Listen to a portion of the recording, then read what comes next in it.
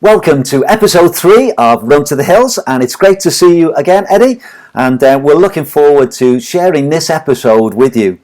If I could just mention straight away, thank you so much for those that have contributed and taken part. We've now got 499 people on our Facebook page, Run to the Hills. So we'd love to get to 500, wouldn't we, Eddie? Or even 1,000. So that's our challenge. So if you listen to this or watch this and you're not on our Facebook page, please join, and then you'll see what's going on. And on YouTube, we have 252 subscribers. And again, we'd love to get that up to 1,000. So if you've watched on YouTube, then please subscribe. But I thought to start with, Eddie, we've both entered a race. So we're going to be doing the same race in 10 weeks' time. So do you want to tell people what we're doing? Yeah, we are doing. Well, I'd like to point out that I entered it before you, John, and then you got a bit of FOMO and got yourself an entry as well. So we are doing November the 5th, is it? The South Downs Way 100, run by Centurion, and it's from, where does it start? Near Winchester. Well, that's a good. Near Winchester, and it goes all along the South Downs Way and ends up on an athletics track in Eastbourne. Have you run on the South Downs Way before? No, I've never done any of the Centurion races, and that was one of the things I was really keen. And James very kindly said if I wanted to do one, he would get me in. So that's really kind. And I thought, because you're doing it as well, I love a little bit of competition. So I thought it would be fun to see how we get on. So it's 10 weeks away. Have you got a training plan? Yeah, it's a bit closer than I anticipated. Nope, it's 10 weeks tomorrow. 10 weeks tomorrow. So it's time to get serious now. It took me quite a long time to recover from the Centurion Vert Challenge, which as you know, we chatted in the last episode, I destroyed myself on. So I've had a whole week off. I always have a week off after a big challenge, don't do anything. And then I had a really easy week leading back into it. I don't know about you, John, but as I get a little bit older, it takes me longer to build back up my mileage and my volume as I start going back into training. Do you find that? Oh, definitely, without doubt, yeah. And I'm even older than you. Only by days.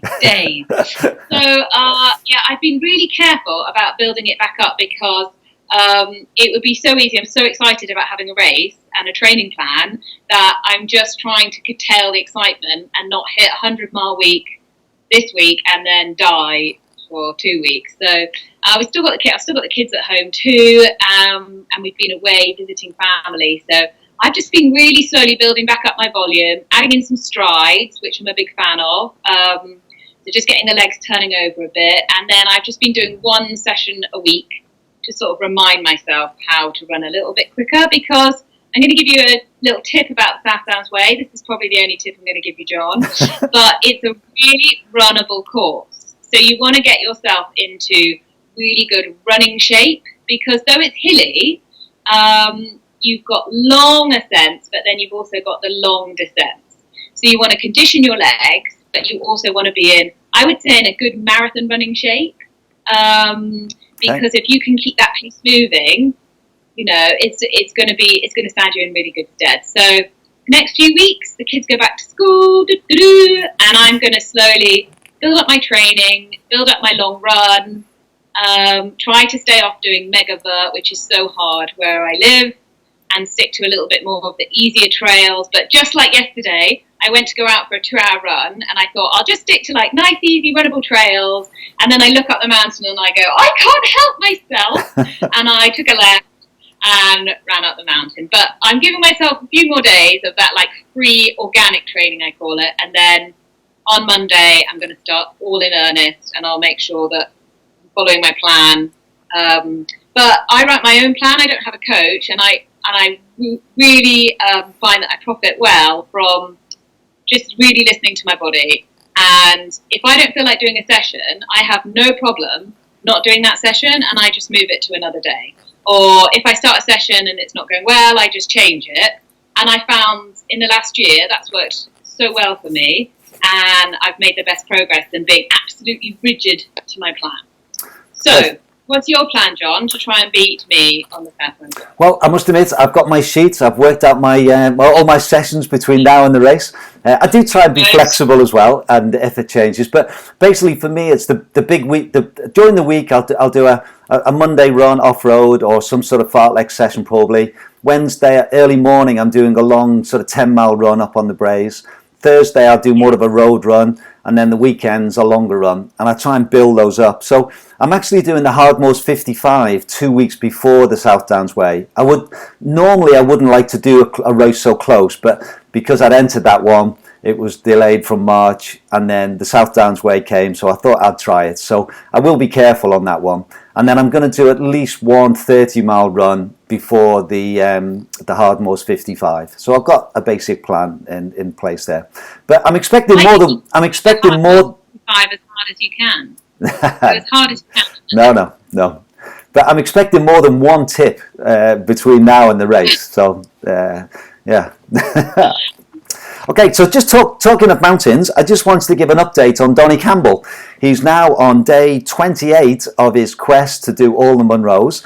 He's now completed 237 of them, so he's got 45 to go. I just looked a few minutes ago, and he's working his way to his 238th today. So I think he's basically 1 day behind his schedule. On the tracker, you can see what he planned to do. But over the Sky ones, they're really tough, and I think he did that section over 2 days rather than 1 day. So I think he's probably looking at 34 days now, unless he puts in a big spurt at the end. But whatever, it's absolutely amazing. And remember, we're hoping to have Donnie as a live interview next month in September, so keep an eye on that as well. Right, the next thing. Can I just ask you a question? Yeah. Has he gone home, John, since he's been doing all these? Or has he literally just been out? No, it's continuous. Yeah, so every night he sleeps in his van, and his wife and support team meet him. And they meet in random car parks, I think, and forestry places. Because he doesn't want to waste time cycling somewhere when he doesn't have to. Yeah. So they normally meet him at the bottom of a hill. And then he's straight off the next day. Yeah, so he's not been home at all for the last 28 days, and won't be until he finishes. Big washing pile when Yeah, definitely. Yeah. And then the other thing we wanted to do is to announce our first winner. Last week we had our competition to think about motivation. So it was great, wasn't it, that we had a number of entries. Yeah, I really enjoyed reading everybody's it was a varied response about how people motivate themselves and also what motivates them. And I love hearing about that. People are saying their kids motivate them, or something that's happened in their lives motivate them. Some really inspiring entries, and we've discussed at length who we think is a worthy winner of those delicious flapjacks. And the winner is, we should have a drum roll, shouldn't we? Maybe I'll try and find a sound effect. So our winner is Chris Webb. And Chris wrote this: "My motivation comes from having a heart attack at 44 and having diabetes. I like to prove to myself that anything is possible. You just need to be realistic with your goals and make some effort to get out the door. Running is my escape, and still knowing I can run is enough to motivate me to keep training. Just happy to be alive and now in good health." So well done, Chris. We'll be in touch, and we'll get these 20 flapjacks to you as soon as possible. And congratulations, and thanks for sending in your motivation. Send us a picture, Chris, of you munching on that cheer charge bar. Excellent. Now, for this week, this whole episode is about the Hardmoors 110, 160. And I was down there at the weekend taking some video clips and interviewing people, and I hope people have seen those and enjoyed them. But the thing that I wanted to talk about in our top tips this week, Eddie, is DNF. Because we've covered 2 races in the first 3 episodes: the North Downs Way 100 3 weeks ago, and the Hardmoors race last weekend. And there was a high percentage of DNFs, probably more than normal. Now, they could be for a variety of reasons. The whole virus situation, people not being able to train. Both days were quite hot and varied.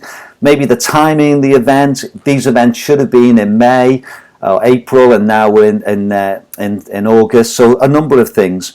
But it's maybe sort of think about this whole DNF thing and about in a sense, when is the right time to DNF?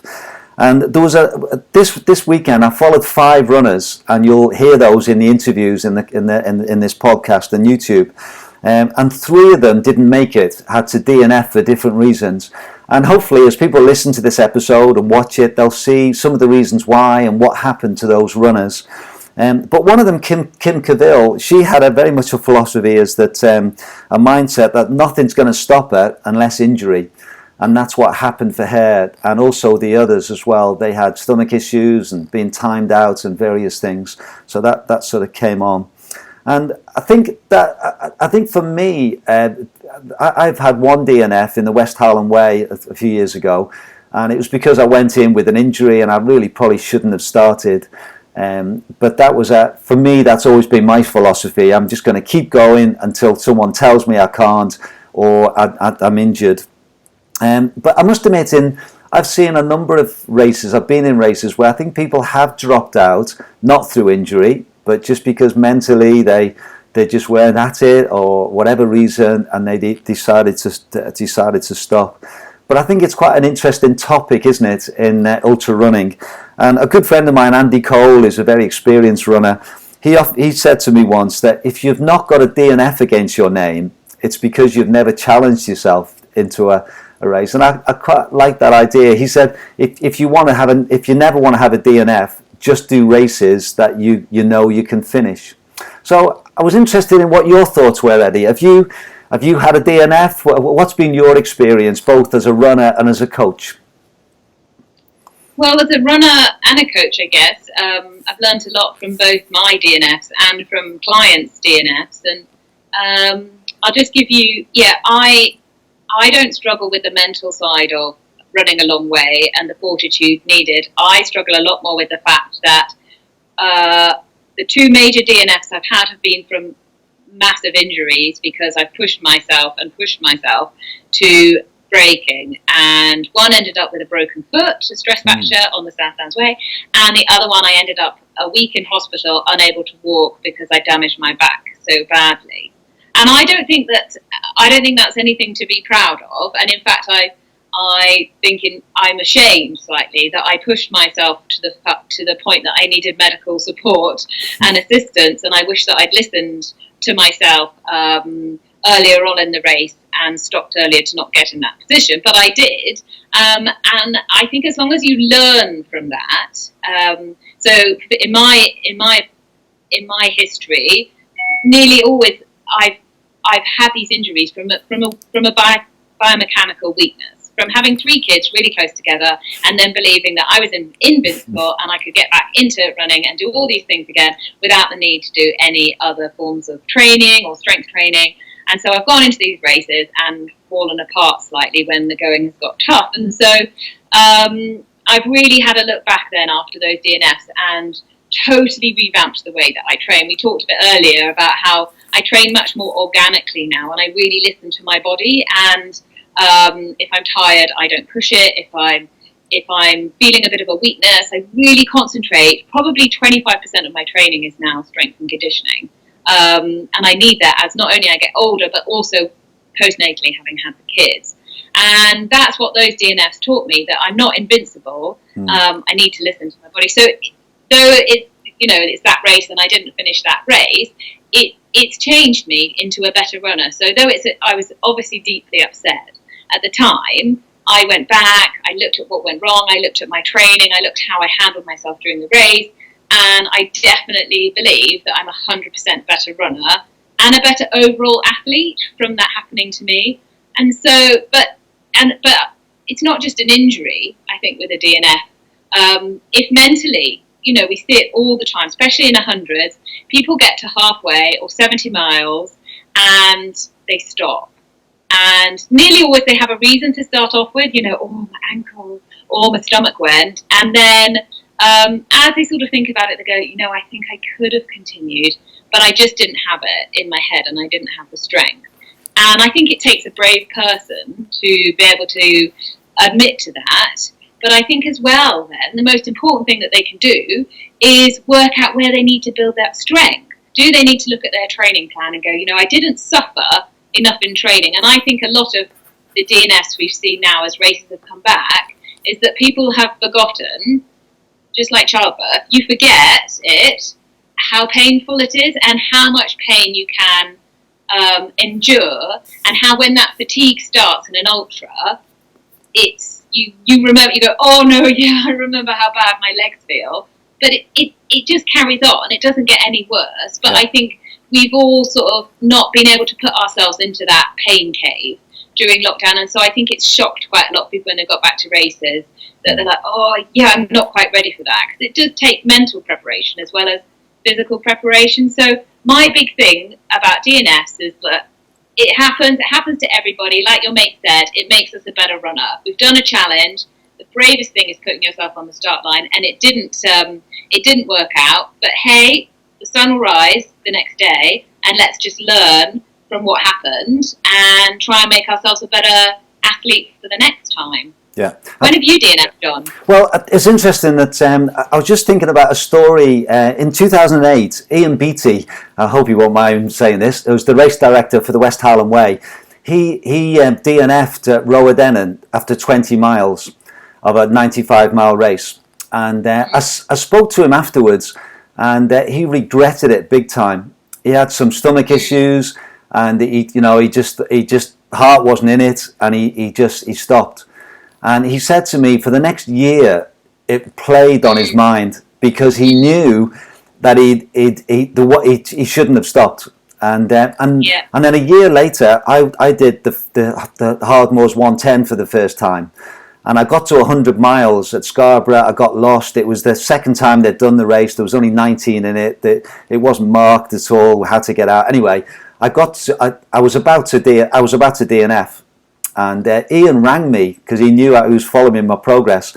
And he basically said to me, "John, are you injured?" And I said, "No, but I'm tired and I'm lost." And he said, "John, go." He said, He said, "Keep on going." And it was the year I was 50, and I wanted to do 5 ultras, and it was all on my blog, and I talked a lot about this. And I said, "Oh, Ian, but I'm tired, you know." And then so I put the phone down, and I thought, oh, maybe I can keep going. And then 10 minutes later, he rang me again, and he said, "Are you moving yet?" And I said, "I'm just about to." And he said to me later he was going to ring me every 10 minutes until he knew I was moving. It was about friendship as well, Eddie, because he said that he didn't want me to go through the same process that he'd had the year before. And he said, unless you're injured, then you've got plenty of time, you might have to walk it. And I did. It took me ages, but I made it. And I'm so grateful for that, because I think if I had a DNF'd at that point, then I would have regretted it for the next year as well, and had to go back and do it again. Exactly. Having to go back, I think a lot of people, when you get that initial, it's nearly always at a checkpoint, and you're like, I can't do it. I can't, that initial, and I think people almost need to have that checklist, like Ian was there, like, I need to eat, I need to drink, I need to slow down, and I just need to keep moving forward. And I think people think if things go wrong, it's all over, and so much of ultra running is just troubleshooting and problem solving and working through the rough patches. It's easy to run when we feel great and everything's going fantastically, and we're eating and we're drinking, and we're live Instagramming. It's all brilliant. It's when it all goes wrong, that's when it really counts, and that's the part of our sport that though it's the hardest, it's the bit we love, is working through those rough patches. And just like Ian said to you, just eat, drink, slow down, and take your time, and just keep moving forward. I know that was Dan Lawson's mantra when he did the Le Jog. Relentless forward motion, one foot in front of the other, and you're going to get there. I think the other thing as well, Eddie, I found from that experience, when I've been in a similar situation in future races, I've drawn on that so many times. Because I thought I'd reached my limit. I thought I'd got to the point where I couldn't go any more, and yet somehow I did another 10 miles and finished that race, and I'm not saying I got stronger, but I finished it. And I've been in situations in races after that where I've felt, I'm near the end, but I look back on that time and think, well, you've not. You can walk. You can still keep going. And I've had some really close times but I've never doubted myself since then. I've always thought, yeah, I did it then, and I can keep going. Now that's some of our thoughts. So we thought for this week we would have. I don't want to call it a competition as much, because it's not a competition in a sense, but we're looking for the best contribution to thoughts about DNF. So what sort of things are we looking for, Eddie? Well, what I really love to hear is people's experiences. It might be that they DNF'd, what happened and what did they learn from that, or they might have nearly DNF'd and they didn't, and how did they turn that experience around. So basically anything that you think others might learn from, but also that you've learned from and it's made you a better runner, either at the DNF or during a race when you've had a really low point and you very nearly pulled out and gone to the local pub. So yeah, we're just looking for people's experiences and things that other people can read about, just like you said, John, when Ian was like, you will regret it. I don't want you ever to be in that position. So things that other people can draw on as well, especially now as races get back going and we're all experiencing different perhaps emotions and feelings when we're racing. So sharing the good times and the bad times. Excellent. Okay, and if you want to take part in that, probably the best way, I think, is to join our Facebook page, because you can put it on there and other people can comment as well. And we've got a prize. We're sponsored by Cheer Charge, and they've offered 10 protein bars this week, and these are really good. They're excellent for runs. So if you want to be in the chance to win those, then share your contribution. You put it on Instagram as well, but Facebook seems to be where most people put on for last week. So feel free to do that. So on to this week. The rest of this episode is all about the Hardmoors 110, 160.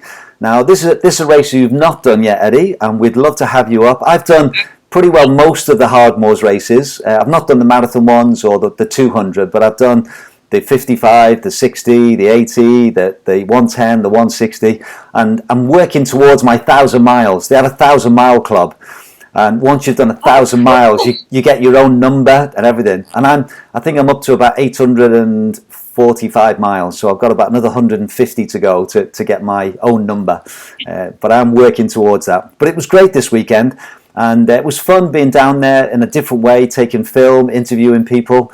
And so we've got a few interviews to share with people in this episode.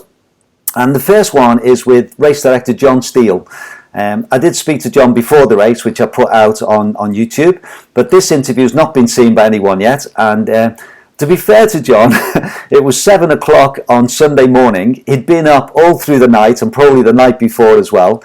But he did make a lot of sense, actually. And it just lasts about 4 minutes or so. And it's just his thoughts about how the weekend had gone up to that point. There's about 3 or 4 runners in at this stage, so there was still lots to come. But hopefully this will give you a little sense of how John was feeling about the weekend.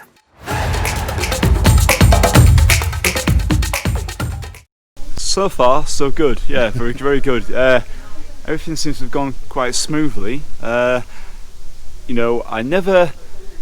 not over till it's over. I say, I always hold that back a little bit because, I never really want to say it's going really well because I always think I'm going to jinx myself. So if I kind of say, yeah, it's okay, then I feel safe that way. So, but yes, it's been a hell of a weekend.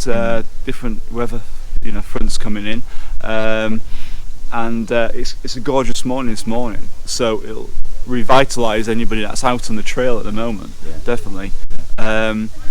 It's been really enjoyable to be back out doing this, and I'm sure for everybody else after such a time with being fully locked down and various things like that. And but at the same time, it feels like it's only like a month ago since the last race. You know what I mean? At the time, it's bizarre because time goes by very quickly, and at the same time, it feels a long time away.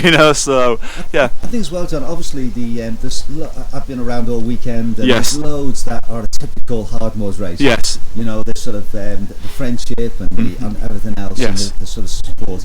But the time trial aspect and the start, particularly in the finish, yes, it's going to be a bit different, isn't it? It is. And what I was quite pleased with yesterday, wasn't it? Yes, yeah, yesterday, lots of the days. Yeah. Yesterday morning, Shirley and Jen and a couple of us had worked out a fantastic system.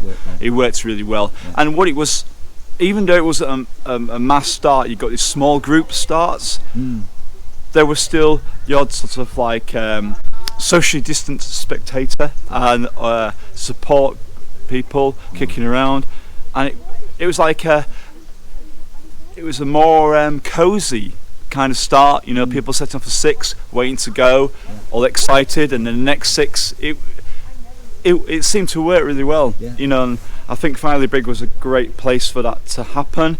If it'd been pouring down with rain, it would have been a bit of a different situation.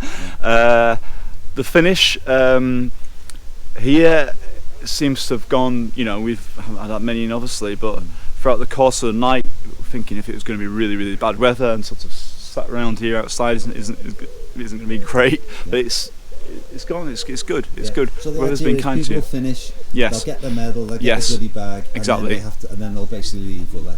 Exactly. We've got a one-way system, so they come in, Yeah. and then they take off to a tracker, which they drop into a bowl of not disinfectant, whatever the correct stuff is, you know, right? And then they pick up the goodie bag, which has got the T-shirt in, and they've got the medal already in, and then they work their way out. And we did a prize giving as they came through, and we did a bit of a socially distanced kind of prize giving, where some of the later trophies are going to have to be probably posted out to people, because at the same time, with its staggered starts, it's quite a bit to work out. Yes. Yes, you know, we think, is that correct? Is that not correct? We better just check that somebody's not, you know, just in that time. So for the first few runners, it's been quite, you know, sort of straightforward.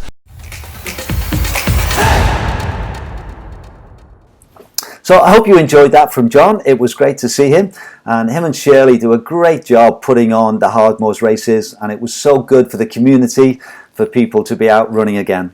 Now, the next 2 interviews we're going to share are 5 runners that I followed over the weekend, and I saw before and during the race, and there's video clips on if you're watching on YouTube. Now, the first one is with Tremaine. He couldn't join the group one on the Tuesday, but I spoke to him before he went off on holiday on the Monday night. And so the first interview lasts about 10 minutes, and it's me chatting with Tremaine, who finished the 1:10.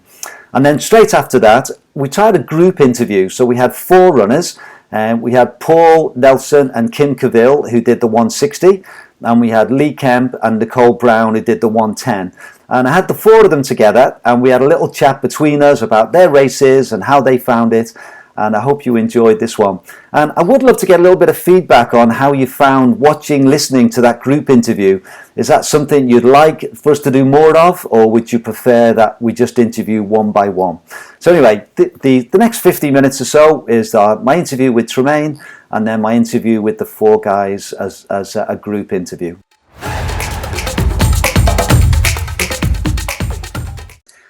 So over the weekend of following the Hardmoors 110, 160, we followed a number of runners, and one of them was Tremaine Cowdery. So thank you so much, Tremaine.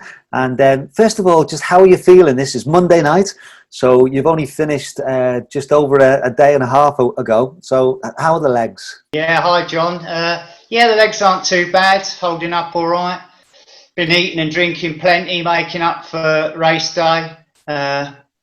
Sore shins. Sore ankles, sore hips, usual 100-mile stuff, but don't think I've come out injured, so that's good. Happy with that.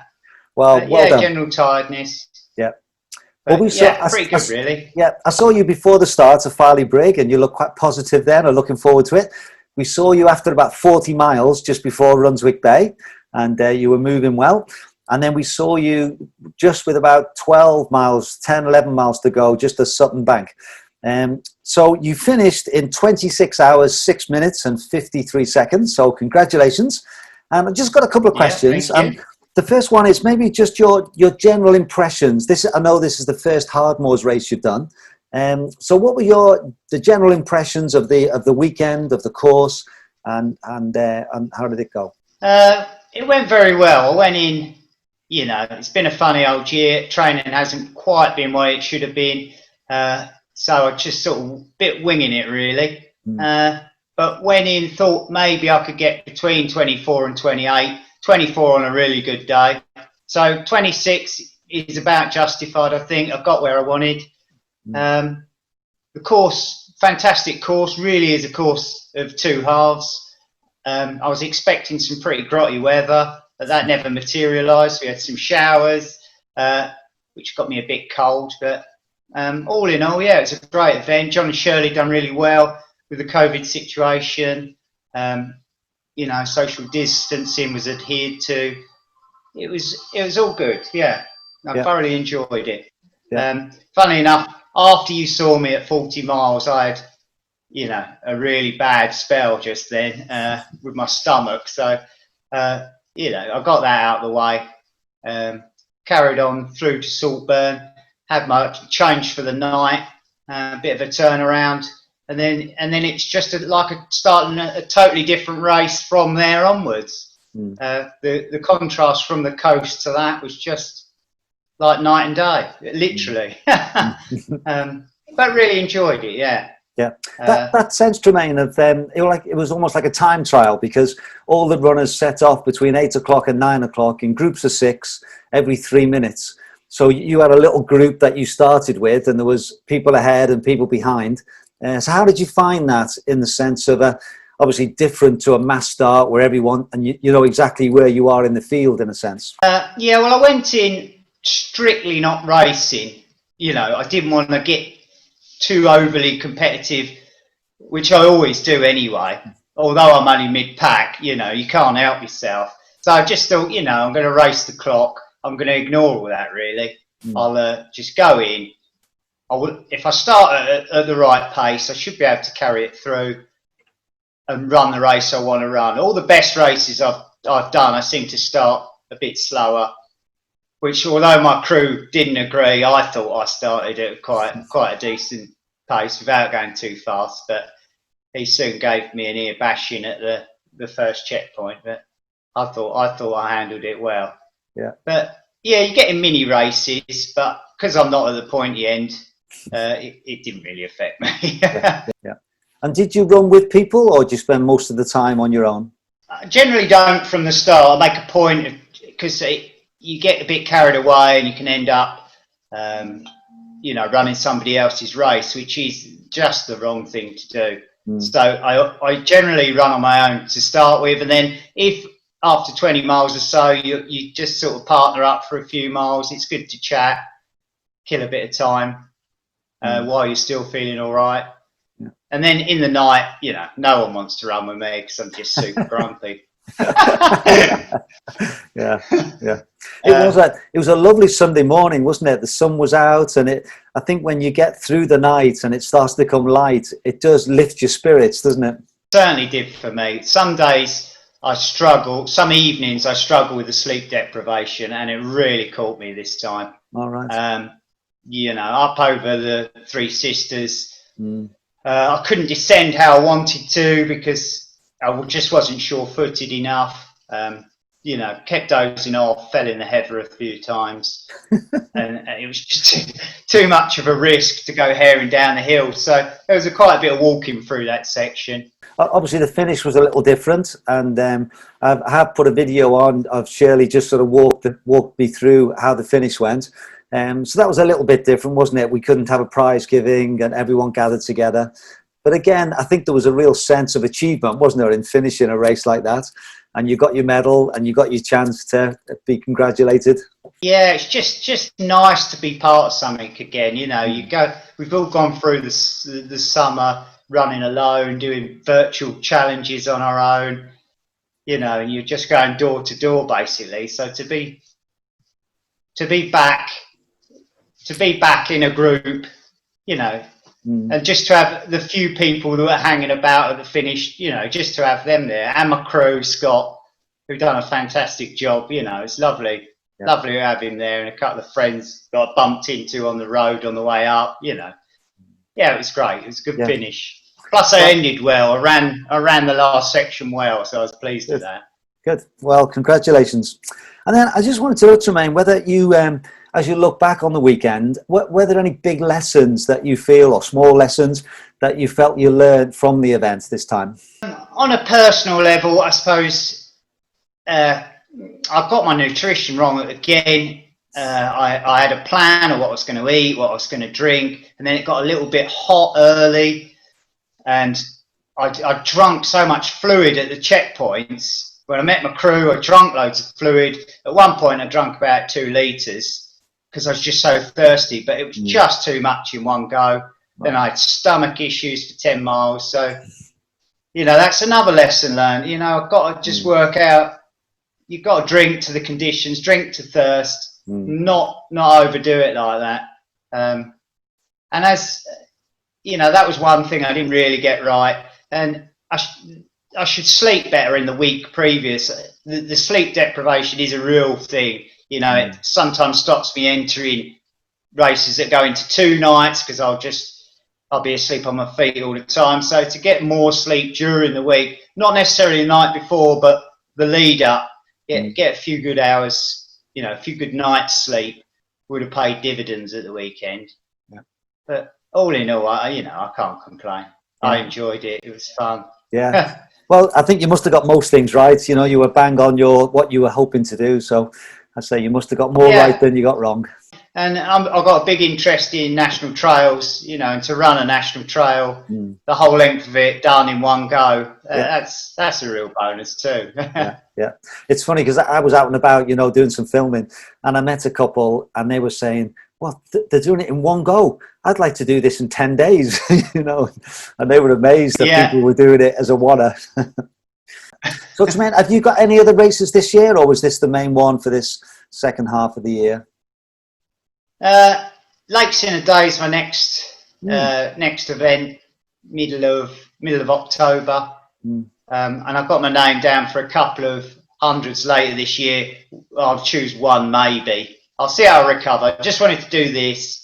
And then I'll do Lakes in a Day because that is one of the best 50s in the country. And then I'll see, really. Yeah. Well, thank you very much. And it was great to see you over the weekend and catch you on the route. And that was a great performance. And we wish you all the best if you the races for the rest of this year and for next year. So thanks for sharing your thoughts. And we look forward to catching up another time. Thanks, John. Great stuff.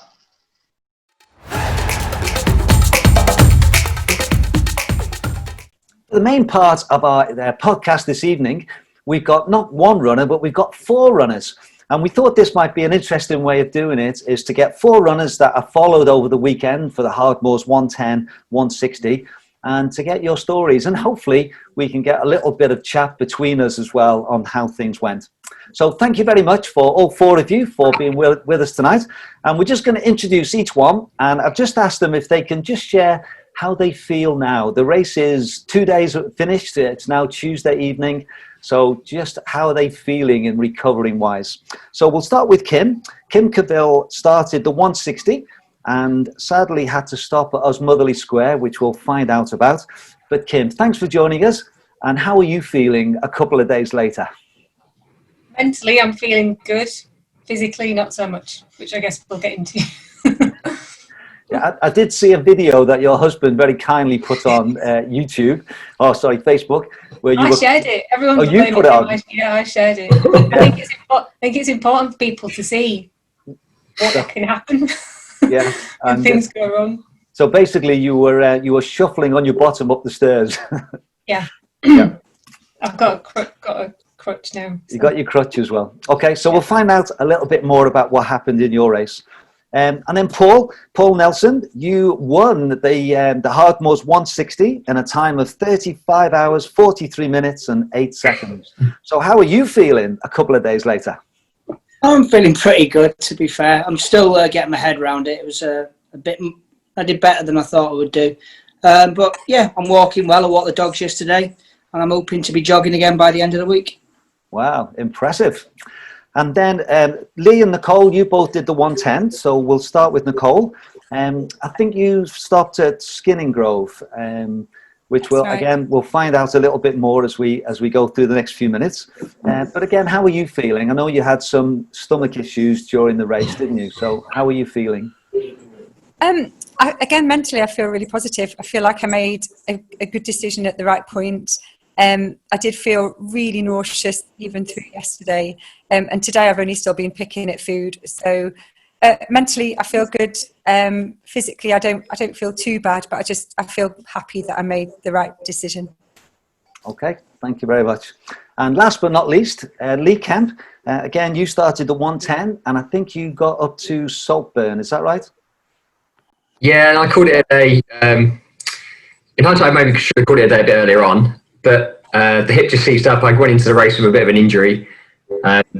Every mile being a bit of a bonus. I got to 50 miles feeling good. Other than the hip, physically, mentally, food and nutrition and stuff were great. But the thought of having to then do another 59 odd miles, sort of as a shuffle and a bit of a walk, I just didn't think it was worth the risk. I feel shameful saying this, especially in front of Mr. Nelson there. I actually feel quite tired. And I didn't get anywhere near around the course. So, now apart from a little bit of stiffness in my back and my glutes, I tried stretching and a bit of flexibility and stuff. I just feel really sleepy. I went back to work today, and I must have been the worst customer service ever in the shoe shop, because I was just falling asleep and drinking coffee all day. Yeah. Okay, and I say I'm looking forward the next few minutes just to finding out how your races went and what happened. So I'm going to ask different questions, and feel free if you want to chip in or add something from your own experience as well, and we'll have maybe a little bit of a discussion that the listeners and watchers of this episode will get something from. So I'm going to start with Kim, and we were down for the weekend doing some filming for Run to the Hills, which I hope people enjoyed. And we saw you at Helmsley, Kim. You were 10 miles in. You were looking so relaxed. You had a nice, clear game plan of wanting to enjoy it. So how did that first night go and that first sort of half of the race? Really good. It couldn't have gone better, to be honest. Yeah, I was really relaxed going in. I felt really relaxed through the whole first night. It was probably almost too good to be true. You know, when I don't know if you know, when 50 miles just goes like that, it didn't feel like anything. I was having some nice chats with the guy that came second, Stephen. He was really focused, really driven, knew exactly what he wanted. I thought, this guy knows what he's doing. I'm going to jog with him. And I could have gone, we both said we could have gone faster, but we didn't. And I think that was the right thing to do. Another guy called Lewis as well. We were having some really good chats through the night, and it actually flew. I remember coming into Scalby and going, I can't believe that. I feel like we only started an hour ago. Genuinely, it was really, really nice. And I'm not even that keen on the Tabular Hills. It's not, Paul knows, it's not the most inspiring route. Definitely not. No, a lot of hard pack trail, a lot of tarmac. You know as well, John, of course, yeah. So it was really nice just to do it and enjoy it. Yeah. Was it quite muddy for you guys on that first Tabular Hills? Yeah. There was a couple of bits, but not too bad, I don't think. I don't know. Do you agree, Paul? It wasn't terrible. No, it was. It was quite dry in motor generally, wasn't it? It was quite. Yeah. That's the problem with that section. It's quite runnable. So you can, if you try too hard, you can really do some damage to yourself. And that's probably the hard bit, is just checking yourself over that first sort of 60 miles before you hit the Cleveland Way. Yeah. There were a lot of people. So we started in little groups of 5. I was in group 2, and a lot of people came past us. A lot of people, and they were like, "Yeah, I'm running comfortably," and some of them obviously were, because some of them finished. But I think a lot of them went too fast. Whereas I really felt like I was reining it in the whole time, so it was really nice. Yeah, I was enjoying it a lot. Yeah. I must admit, I looked at the results, and I think there was 28 started and only 8 finished. Yeah. So I think that says maybe some people did probably go up too fast. I was just thinking, Kim, with that first night, was it a really dark night? You know, some nights you can't see a thing. Other nights it's sort of a brighter night. How was it that first night? Do you know, I don't even remember. I think it was cloudy. It was cloudy, and I remember seeing a few stars actually when we got to Wrench Green. I remember looking up and there was some nice stars in the sky, but no, it was pretty black, really, pretty gloomy. I think the biggest thing about that first night was just I was chatting and having such a nice time that I sort of didn't notice anything. A couple of little places where I knew I had to pay attention to the nav, because I wasn't following a GPS or anything. I've recce'd it a few times, and there's some little tricky bits where you can't see exactly where you're going, but it was all really good. It was fine. I think I started to go wrong once and then remembered and came back again. But yeah, it was a nice night actually. It was warm. Yeah, I didn't even put a jacket on all night. Yeah. So yeah, it was really comfortable. Yeah. Do you feel the same, Paul? Yeah, well, the thing is that the first part, you're in a lot of the trees a lot of time anyway, as you know. So you don't know what so it covers you from the wind. And be honest, it kept it really warm. It was still. I was actually quite shocked how warm it was.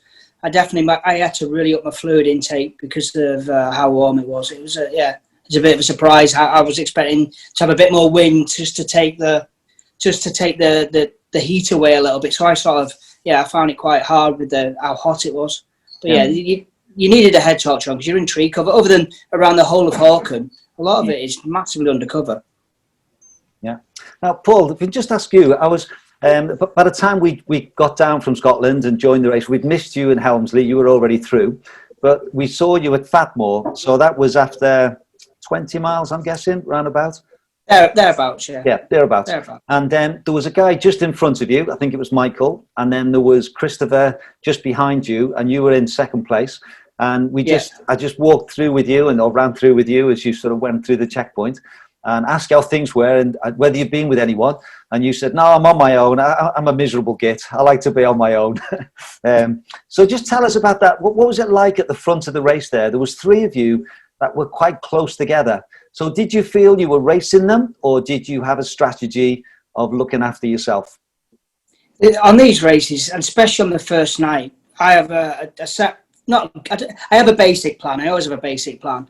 But like everything, it's only good until you go, because you never know how you feel until you actually cross the start line, and then you have a sort of a gist of how things are going. But you're not racing. You shouldn't be racing anybody at that stage. That's more importantly. I have my own idea of where I should be and what I'm doing, and I very much stick to it. I don't care, especially in the first night. I'm not caring who overtakes me. I'm just not bothered. I've just got my own idea, and I'll just keep, plugging along, just putting one foot in front of the other, and just, as long as I'm feeling okay, I'll just move to that sort of rhythm. And I think, that's how I generally do my business anyway. But the bloke who came in front of me, he must have had a long stop at Fadmore, because while I was getting supported by my partner, Lucy, Chris Crowley went past me, and I seen him with his support runner. So by the time I finished, I was sort of behind Chris Crowley, and the other guy hadn't left. So I was just sort of jogging behind Chris Crowley then from, up until sort of whole of Hawken, I think it was. Yeah. But I sort of caught up with him a little bit, and I played a few mind games with him, which was quite fun for me because it sort of passed away the time. I don't know how it felt for him. I don't think it felt very nice for him, but I enjoyed myself catching him up and then dropping back and just sort of toying a little bit until I got to the whole of Hawken, and then I sort of overtook him. Right. And then I just felt good. You just, like you say, I'm a very much run how you feel, rather than I should be running this pace now. Or, you know what I mean? I just very much run how I feel. I must admit, I saw Michael come through, and in first place, just ahead of you. Asked him how he was, and he said to me, "I think I've gone off too fast." And I think looking at his tracker, he did slip down the field. Did he finish? I'm not quite sure. No, I think he pulled out. He did pull out. He didn't finish. But you're out for a long time. Yeah. So just the first, and especially when you know you're going into a second night. The first night, to be fair, is not that important. All you got to do is maintain yourself. Eat. Just keep yourself going, and it's something that you can cope with. And then the second night is where things start. You start playing the game, then you start really racing. Probably, in my opinion, that's where you're going to start racing. Yeah. Okay, well, we'll come back to you two and see how the rest of your race went. But let's switch over to the 110. So once you were through and you were onto the coast, then at the 110 started a Filey Brig between 8 o'clock and 9 o'clock. And Lee, you were out in the first group at 8 o'clock. And I interviewed you a little bit just before the race, and you came across very confident that you felt quite relaxed and you were ready to go, but you were a little bit concerned about your hip. That you'd had an injury before. And then we saw you just before Runswick Bay, and you were leading, but it did look as though you were starting to work a little bit harder. So just tell us about that first 40, 50 miles or so of the race. Yeah, probably outside looking in, everybody thought I was going off like the clappers and thinking, God, what is this guy doing? It's a 110-mile race, not a not a 20-mile race. But I needed to start quickly to get the hip going, hip warmed up. So after seeing the physio, he said, we're going to try and give you a bit of loosen off. And he said, fall into a little rhythm and then see how it goes. So the first, well, I think to got Ravenscar about 22 miles in, it just felt good, just trotting along. I didn't have the hip pain I was suffering with the last couple of weeks. Because every time I was putting my foot down, I'd get a shooting pain up into my groin. And ironically, Jacob, who won the race, he had the same condition apparently about 6 to 12 months ago. Gilmore's groin is what the physio had mentioned. So I'm going to pick his brains later on to find out how that felt and what he did to rehab it. But I was aware around sort of my hip and glute area that like glute mid and glute max, so they were getting tighter and tighter, and it was getting harder to get some of the hip flexion and get the knee lift. And I think as soon as that started to happen, and it didn't matter if I sped up or even slowed down a little bit, it was still seizing up. It was just about a matter of seeing how far I could go without causing it real damage, I suppose. And because it was all a relatively new route to me, I was just enjoying myself. You go through these fantastic little coastal towns. There's people sort of lining the street, giving you a cheer and things like that. You see people supporting their runners and their crew, and they've got like banners out and they're shouting and cheering. You get to places like Robin Hood's Bay where all the tourists are, and they're lining each other's side of the streets. They're moving to one side to let you through, and you feel like you're king for the day type thing. So I was just having a really good time, despite knowing that I wasn't going to be wasn't running as well. And I think by the time I got to Runswick, coming down those steps onto the beach, my right knee was taking a bit of a hammering on the downs. I think just purely because the left hip wasn't working so well. So I was starting to think, well, if I can get to Saltburn with it at half decent pace or half decent state, the next half of the course I really enjoy because it's the undulating route. But then the right knee was causing me havoc. So going up and down Rosebery, up and over the Three Sisters.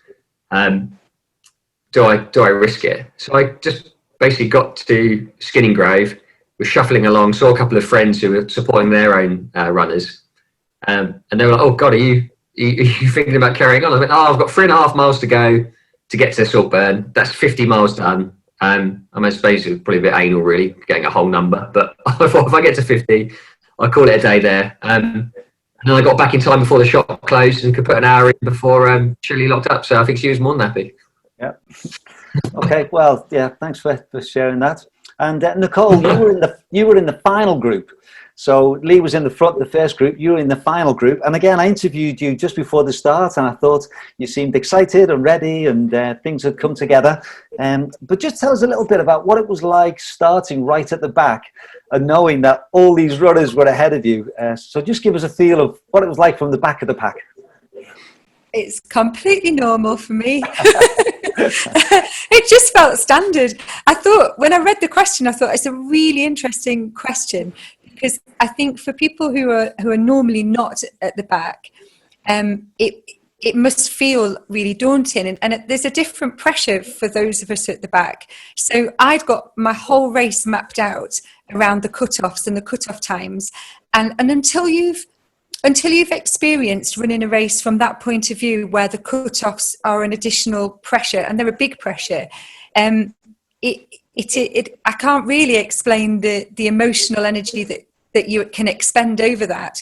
So I was trying to go into it thinking, I want to not get too stressed about the cut-offs. I know where I want to be at certain points, but I'm not going to be too stressed over that. But for me to know that everybody was ahead of me was absolutely fine. And it's interesting hearing Paul say that for the start of his race, he's just running his own pace. And I've got a top that I try and wear all the time when I run. It just says "Embrace your pace." And I think I started with somebody that I know through Hardmoors, and we both had that sort of running etiquette chat at the start of me saying, I am literally going to go my own pace. If you want to talk to me, you chat to me. And she said exactly the same. Yeah, I'm exactly the same. And after about 10 miles, we did split up from each other, and she wanted to go faster than me. But if you then try and keep up with somebody just because you're talking with them. It doesn't really work. But that's how I very much was approaching it. Was just, I just want to enjoy my day out, have a good time, feel comfortable. But no, it was fine for me knowing everybody else was ahead. It meant that as I passed people on the trail, they were all going, "Are you another one of these people?" And I was just like, "Yes, I've done 372 miles already." Oh, well done. Well, I think what I'd like to do now is just ask each of you sort of what happened with your race. So we'll start with Kim. And I must admit, Kim, I don't know if you know this, but on the Sunday morning, I was keen to sort of get a little bit of a film of you running by. So I went to High Paradise Farm and I left the van there with Katrina. And I ran back towards Osmotherley Square. And I thought, well, I'll see Kim. I knew you'd have a little sleep there. And I expected to see you at some point. And I kept on going, see other people. I kept looking at the tracker and you still hadn't moved. And then I got to within a mile and then you disappeared off the tracker. And I thought, oh no, she must have stopped. So tell us what happened, please. Yeah, so I had a really good first 50 miles, even up to sort of 70 miles. I was quite comfortable. Things were starting to ache and everything, but it's normal. I was getting quite, actually it was the inside of my right knee was getting a bit sore. But the back of my left knee was feeling quite tight and puffy as well. And I could feel it had swelled up a little bit when I touched it, and it was sort of, puffy and swollen. But I just sort of ignored it and just made on as best I could.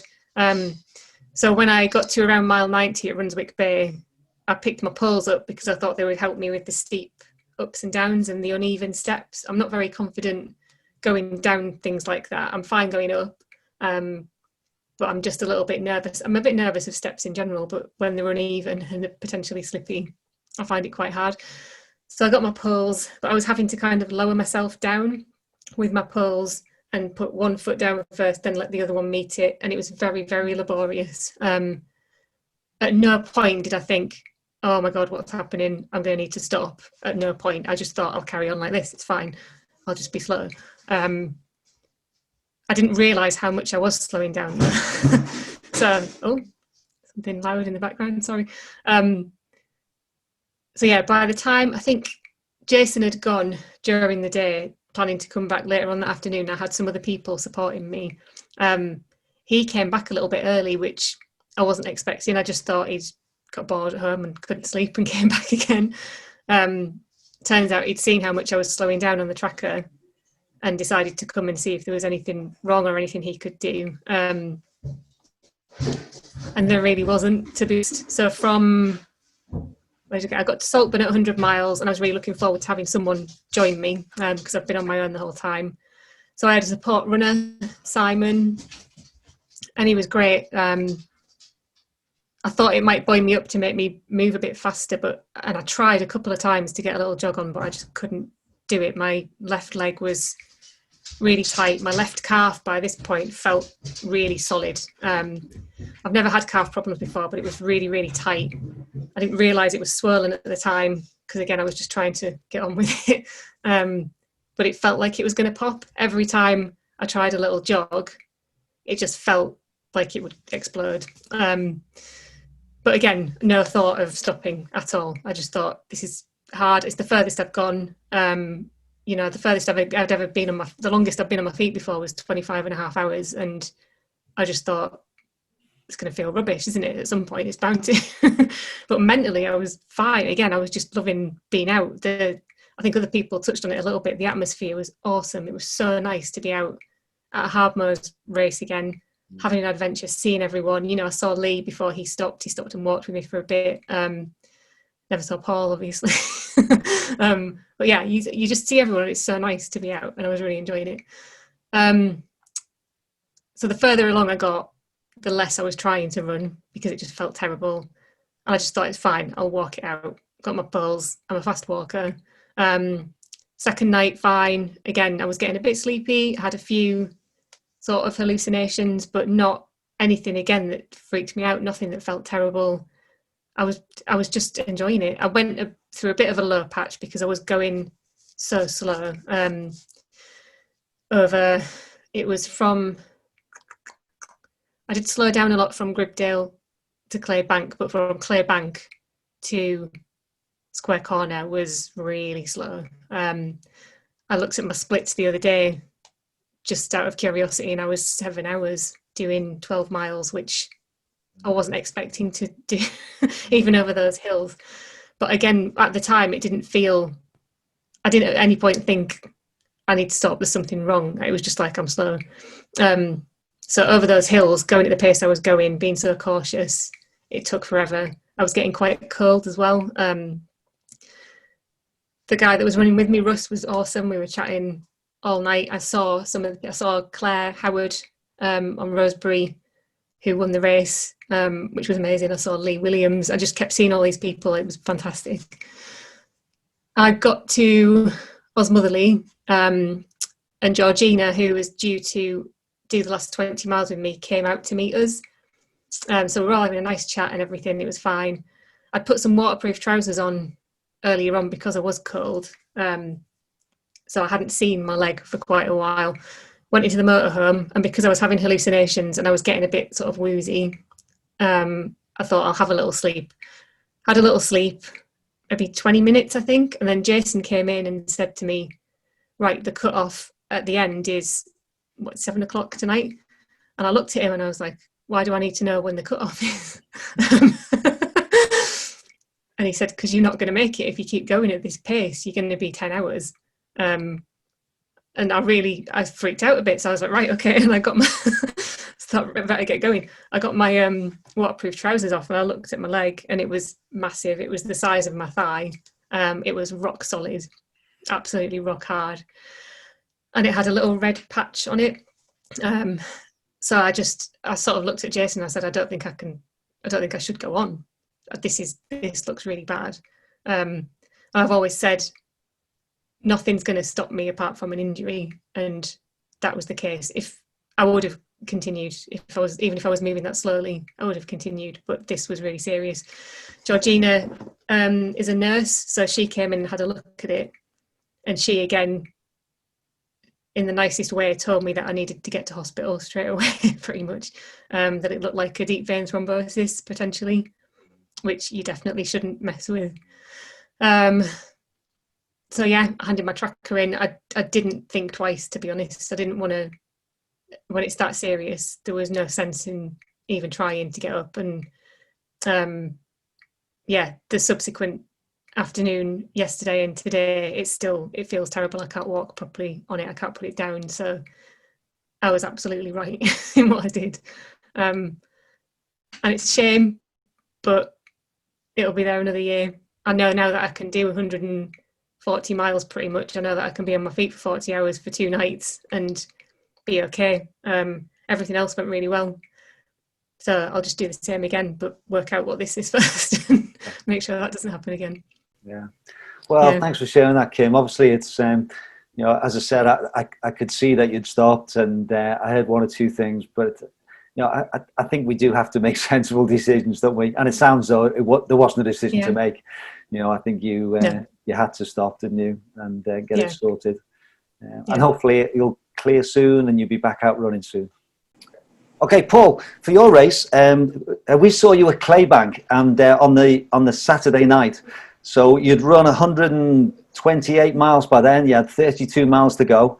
And I must admit, I thought for someone who'd run that far, you were looking quite refreshed. You were looking tired, obviously, but you seemed to be well under control. So just tell us how you felt at that point and how the rest of the race went. I did feel tired, but I was fully aware of what was going on around me, which was nice. I didn't feel sleepy. I was just physically tired. And I found, just movement was getting harder, and I knew to sort of maintain any sort of pace, it was getting harder and harder too. But you sort of, your head, you're just breaking things down to sort of, right, where will I meet my support again? So that's all you're thinking about, really. You're just thinking, right, I'll get over. And I actually like the 3 sisters or the 4 sisters, because you've got Carlton Bank as well. And I actually like them because it's just nice to have them up and downs. You're just going up, you go over the top, you drop down.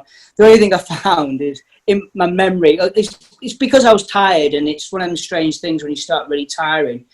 you get on the top and you think, oh, it's only over there to the end. No, so you start dropping down. But you don't realise you're not moving as fast as you would do when you normally do it. So it seems to take longer. Well, it does take longer to get to, to where you're dropping down. You keep going. I'm sure it wasn't as long as this last time I did, but it's just, it's that sort of mind, where your mind plays, because you are moving slower than, than maybe when you do it over the 55 or some of the other races, So it's really funny how that sort of plays. But yeah, you just keep moving, and that's the key. Is just keep moving and try not stopping.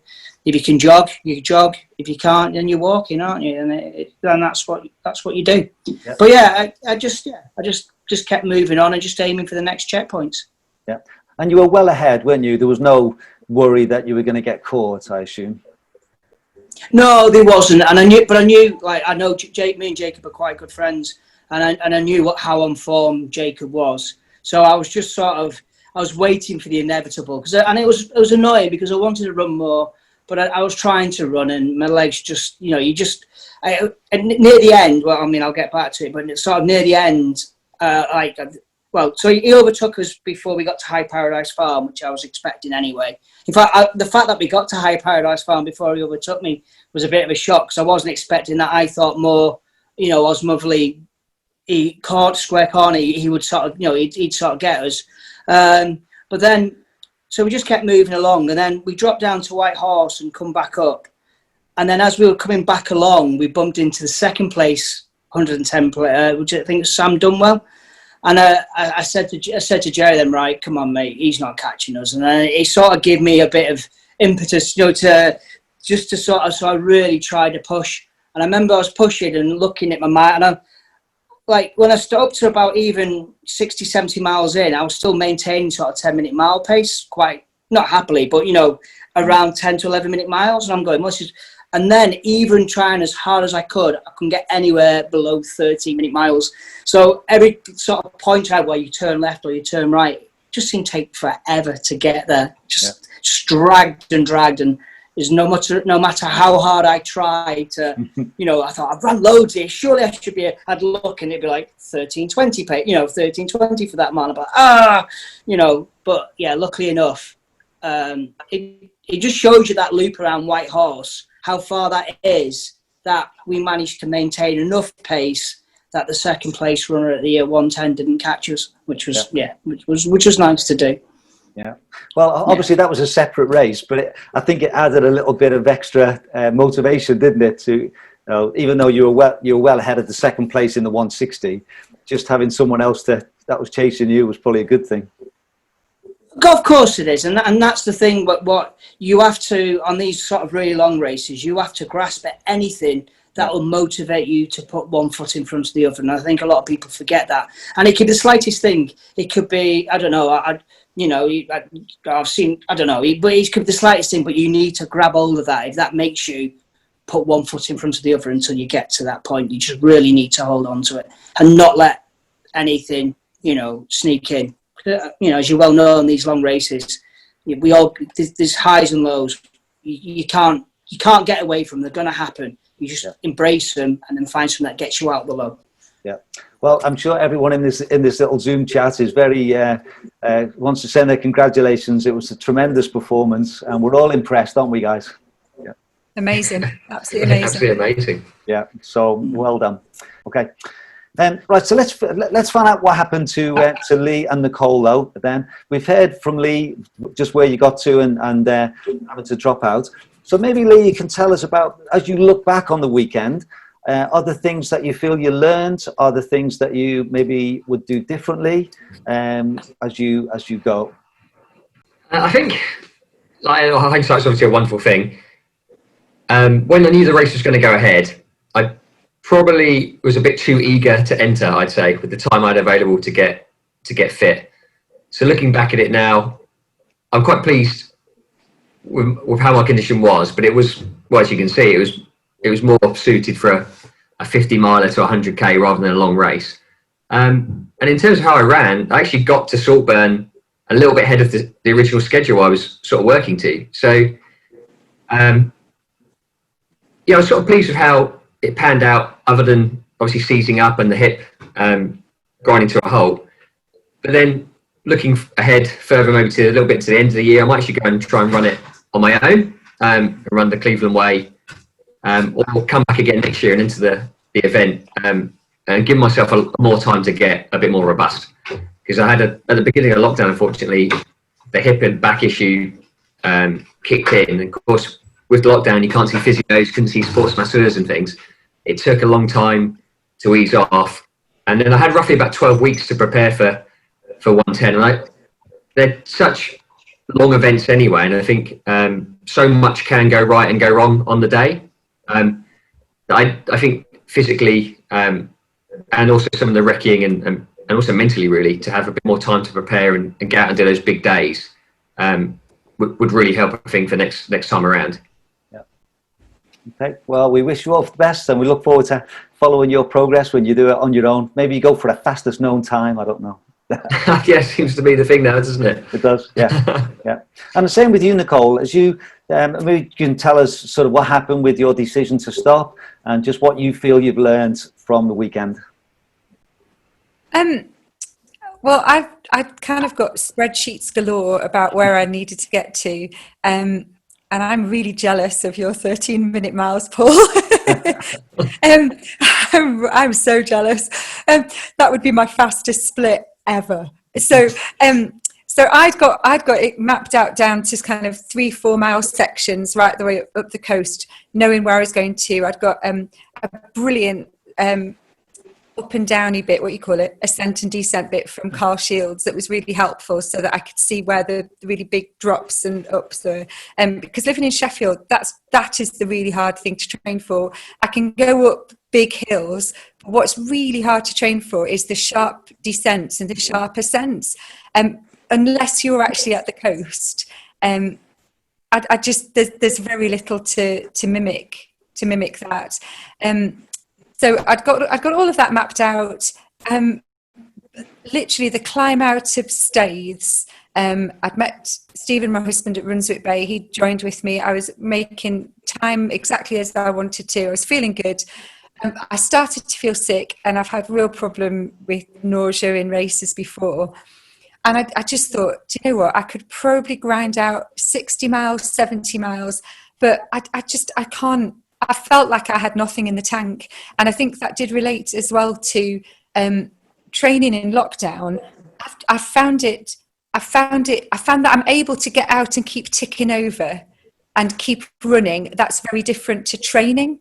So for me, having done the longest race I've done being the West Highland Way, and I really trained for those. I did back-to-back runs, but I don't mean this as a pity party, but I teach as well. So the sort of pressure of emotionally having a new system in school with all the bubbles and everything, I literally managed to keep ticking over. So really, once I started to feel sick, I just thought I don't have anything in the tank. I could probably have done as Lee did and got to Saltburn, but I wasn't bothered about the round number. I was like, there's a car it's going to. I'm hopping in. I want to go home. So, but I think that the thing for me looking forward with all of the short sections that I'd got mapped out, I could have made the 21-hour cut-off at Gribdale Gate. I don't think I would have made the 29-hour cut-off. There's an 8-hour slot really that's given there, and with all of the Three Sisters and Carlton Bank and everything that was in there, the splits that I'd got, and all of you will be horrified at this, but it was 8:05 for me for that section, and I knew that I had to have time in the bank. I would have had time in the bank at Saltburn. The way that I felt, I'm just not sure I would have had enough time in the bank. So I know that friends as well who I started with in our final group, one friend got to 105 miles and stopped. And I just thought, you know, I absolutely admire her to pieces, but I feel that it made the right decision for me was then. And the thing that I feel happy about is that actually on lockdown training, I could blag 50 miles. That I felt really good about that. Going forward, what I think I'd really like to do is enter a race called the Peak District 100, which I hope goes ahead next autumn. That a guy called Andy Brooks is a local runner that he organises. that's a 36-hour cut-off for 100 miles. I think the 36-hour cut-off for the Hardmoors 110 is still probably beyond me, and I need to do something else to step up to that. And again, because it would be something that's close to where I live, it would be something that's easier to train for. Yeah. But I do need to start finding steps and just going up and down them constantly. Yeah. Yes, Paul? Nicole, can I just say something? My heart goes off to you because being at the back and the nutrition you go through compared to some of us front runners is absolutely amazing that you put yourself through that. It is. It's absolutely amazing that you managed to keep yourself going, the mental sort of process that you will go through to keep managing them steps, even knowing that, you where you are and these people already finished and all them stupid things that go, because they do go through your head, whether you don't want them to or not. So seriously, my hat goes absolutely off to you that you manage this and you do it so well. Another thing I would say to you is, remember, you're on about the ascents. The ascents are not really that They are, you work on them and you have to, but it's the descending that does the damage. Because obviously as you're going down and you're braking, it just wrecks the quads. And then when you're on the bits that you think you can move quick on, you can't, because you can't pick your legs up. Then your legs don't move at the pace that you're used to. And then that mentally starts weighing heavy on you. And then it's, you're just in that vicious circle then of you're just in that horrible position of trying to push where you've got nothing. But seriously, honest God, my heart goes off to you. I think it's amazing that you managed to push through and still achieve your goals and do whatever you do. So never ever beat yourself up for wherever you are. Thank you. That's really kind. Thank you. Yeah. And I think that's one of the lovely things about ultra running. I love that conversation, because the guys at the front respect the guys at the back and the other way around. And so that's what I just want to say. Thank you for all four of you tonight for sharing with us. It's been great to get a little bit of insights. Maybe it's a little bit rushed in the sense of not having as long on each one, but I hope that I felt it was worthwhile just getting your stories and finding out what's going on. So I want to thank you so much for sharing with us, and we look forward to seeing what you do in the future and what other races you've got. So thank you very much, everybody, and we'll catch up again. Cheers. Thanks, John. Thank you. Cheers, John. Bye. So I hope you've enjoyed this episode, all about the Hardmoors 110, 160, and our thoughts about DNF as well. Remember the competition. If you want to take part, please get your entries, your contributions onto Facebook as soon as possible. And then maybe, Eddie, before we go, you can just tell listeners, viewers, a little hint or a little preview of what's coming in episode 4. Yeah, I'm so excited about our next episode. We are basing our next episode all about flexibility in life and in training.